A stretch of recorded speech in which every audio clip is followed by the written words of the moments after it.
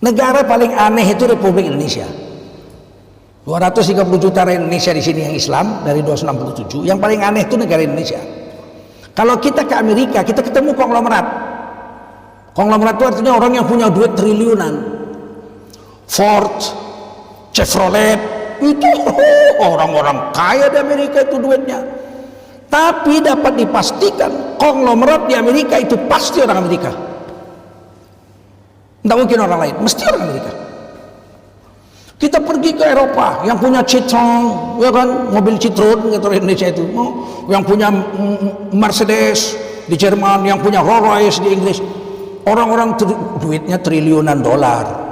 Nah, tapi dipastikan orang yang konglomerat di Inggris dipastikan orang Inggris. Orang yang konglomerat di Prancis dipastikan orang Prancis. Pergi ke Korea, kita jumpa konglomerat yang duitnya triliunan, yang punya Samsung, yang punya LG, dipastikan konglomerat di Korea adalah orang Korea, nggak usah ragu. Ke Jepang, yang punya Toyota itu, Kawasaki, orang-orang kaya besar triliunan duitnya, tapi dipastikan konglomerat di Jepang adalah orang Jepang. Kita ke India, konglomerat India, ada konglomerat India, dipastikan konglomerat di India adalah orang India. Pergi ke Cina, konglomerat di Cina ada, walaupun negara komunis, sebenarnya mereka itu kalau ekonomi sekarang udah kapitalis. Komunisnya itu cuma anti agama aja. Komunis sekarang kapitalis, kapitalis lebih parah. Kapitalis saja jahat, komunis saja jahat. Bagaimana komunis zaman ini? Komunis sekaligus kapitalis. Ini Dracula kalah sama dia nih. Kita pergi ke Cina, kita jumpa Jack Ma, orang-orang kaya Cina. Konglomerat di Cina dipastikan orang Cina. Nggak mungkin orang India jadi konglomerat di Cina. Nggak mungkin orang Jepang jadi konglomerat di Cina. Nggak mungkin orang Cina jadi konglomerat di Jepang. Tapi yang aneh ini memang NKRI. 120 juta orang Jawa. Siapa konglomerat di Jawa? Iya, lu orang tidak tahu deh. Lu orang tidak tahu. Konglomerat di Jawa lu orang tidak tahu. Hanya di Banjarmasin, konglomerat di Banjarmasin, hanya lu orang tidak tahu deh. Ini negeri aneh nih. Nih kita punya akal nih, hari ini dibuka nih. Semestinya yang jadi konglomerat di Jawa itu orang Jawa, betul nggak? Bejo, Wagiman, Begimin, Pariem, Suminem, Joko, begitu. Di tanah Delhi harusnya yang jadi konglomerat di sini Tengku-Tengku, Zainuddin, Al-Khaidar, orang-orang hebat. Siapa? Hanya. Ini mesti ada yang salah nih kalau orang Inggris. There is something wrong in this country.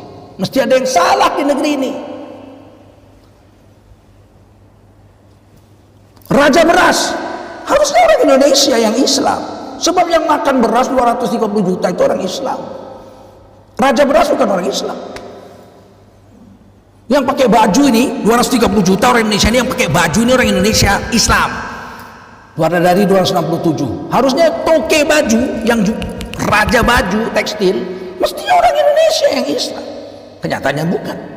Berarti kan ada satu yang salah di Indonesia. Apakah kita nggak mau new normal? Apa kita nggak mau new normal life? Mau begini terus sampai mati kita?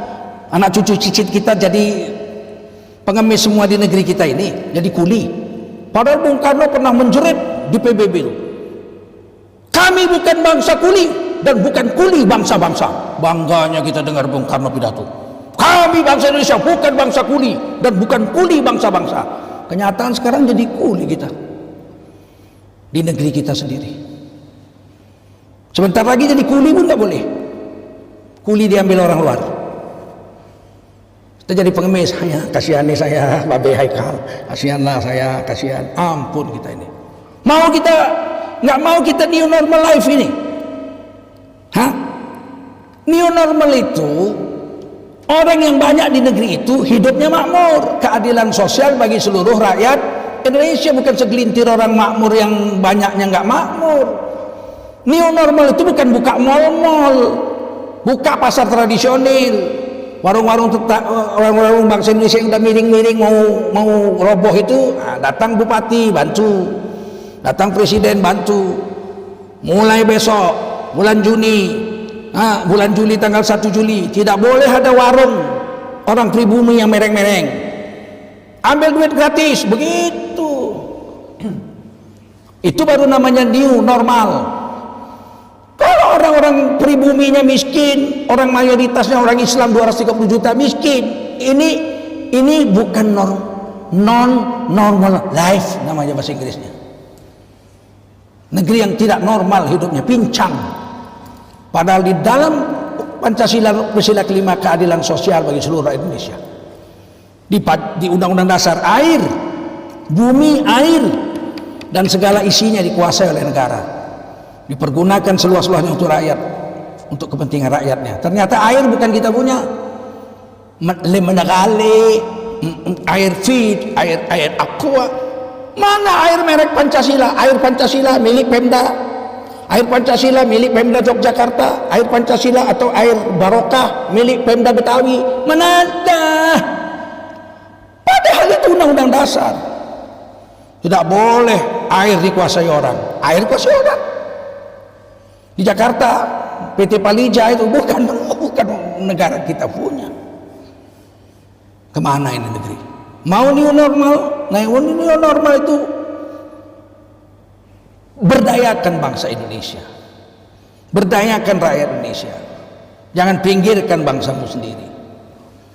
Maka saya pesan kepada saudara mulai besok, kalau presiden mencanangkan new normal, saya mencanangkan new no mall. Ya, new no mall. Mulai besok belanja sama tetangga-tetangga aja. Nggak dapat di warung tetangga, nggak ada yang mau dibeli di warung tetangga, nggak ada barangnya, pergi ke pasar milik Pemda. Kalau saya di Jakarta Timur, pasar Klender di belakang bioskop Buaran. Saya kan depan Buaran tuh tinggalnya. Kalau nggak ada di warung-warung tetangga saya, nyebrang Klender, pasar Klender tradisional Perumnas. Tukang sayur, tukang ikan itu di tempat saya itu 2. Satu Bik Supi, satu lagi Paman Saring. Saya katakan di kompleks saya tidak boleh beli ikan, beli apa-apa kecuali kepada mereka berdua. Mula-mula bibi itu sama suaminya naik Vespa mereng, tek mogok-mogok. Beberapa 2 tahun kemudian atau 3 tahun sudah pakai mobil angkot, sudah beli angkot, barang-barang yang dijual sudah naik angkot. Beberapa tahun kemudian sudah beli mobil baru dari toko pickup yang sudah bisa digulung-gulung begitu, lipat sana lipat sini pakai aluminium, stainless steel. Waduh, masya Allah, di tempat khusus. 2 tahun yang lalu mereka naik haji suami istri. Di masjid kami tepung tawari, saya yang berdoa dan mengantarkan mereka pergi dengan air mata. Ya Allah, tukang sayur yang berapa tahun yang lalu naik Vespa mogok-mogok, hari ini suami istri naik haji, berangkat. Yang satu lagi mula-mula masih naik gerobak didorong, sekarang gerobaknya sudah pakai sepeda motor bagus.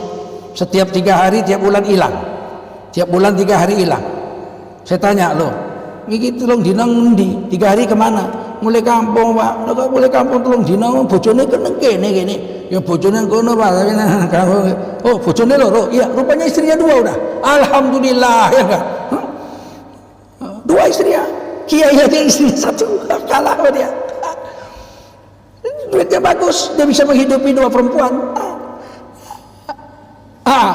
Kurus. Dia istrikap, 3 hari istrikap ya. Mungkin istri yang dinikahinya itu orang miskin yang mungkin terdesak ekonominya, kalau dia nggak kawin ini bisa jadi jahat. Mungkin kalau alam kita nggak tahu. Walaupun istrinya 2 tapi 2-2 orang Islam, nggak ngalir kemana-mana tuh duit.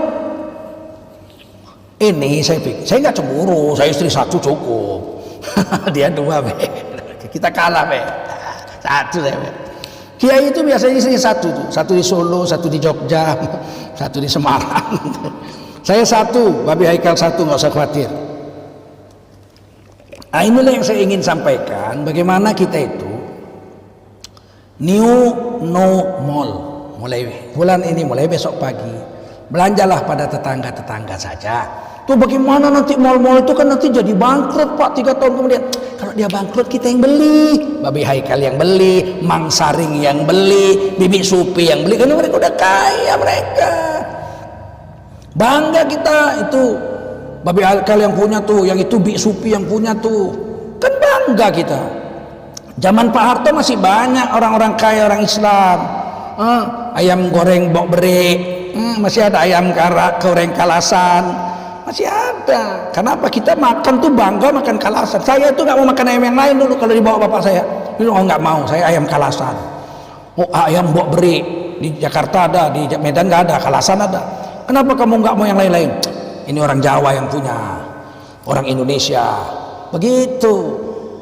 Sekarang apa? Kita lihat sekarang Kentucky, McDonald, waduh macam-macam. Nggak ada lagi bok beri, nggak ada lagi ayam Suharti di mana-mana bangkrut. Nah, inilah yang perlu saya sampaikan. Mudah-mudahan kita membawa manfaat pada banyak orang, khususnya kepada bangsa kita, bangsa Indonesia. Kalau kita belanja sama tetangga, kita mati, dia yang duluan datang doain, Allahumma firlahu warhamhu wa'afi wa'fanhu. Kalau saya langganan di mall, utang aja nggak boleh. Mati dia nggak pernah datang, tahu juga dia enggak, kita mati. Ada kartu anggota, memang kartu anggota nggak manfaat apa-apa, utang nggak boleh. Sama tetangga nggak perlu pakai kartu. Goreng nasi, buka kulkas mau goreng telur nggak ada telur, buka jendela, Udin, telur 3, lari-lari anaknya ngantar telur dari jendela, ambil digoreng dulu, udah dimakan baru dibayar. Mampir pakai baju dinas mau kerja, belok, Den berapa telur 3? Oh 3 6.000 bang. Tenang, rokok. Waduh Den, duitku di rogoh kakakmu tadi malam, gak ada duit Den, utang dulu. Utang gak apa-apa, bulan depan bayar, tenang, kita bertetangga. Betapa indahnya kehidupan seperti ini yang sekarang sudah hilang. Nah ini aja saya pikir sudah 1 jam saya hampir bicara. Semoga kiranya ada orang begini sinis, alah kita kan cuma selangkah aja belanja sama orang Islam, sebenarnya sama tetangga cuma selangkah, grosirnya bukan orang kita juga. Tahun ini dia masih jadi warung kecil. Kalau semua kita hanya belanja sama tetangga, 5 tahun kemudian dia udah jadi grosir, 15 tahun kemudian dia sudah punya pabrik, 30 tahun kemudian dia udah punya kebun. Kalau enggak ya sampai mati lah dia jadi orang-orang warung-warung kecil aja, miring-miring begitu. Dari remaja jual kangkung sampai tua jual kangkung, matinya ketimpa keranjang kangkung, nggak berubah nasib.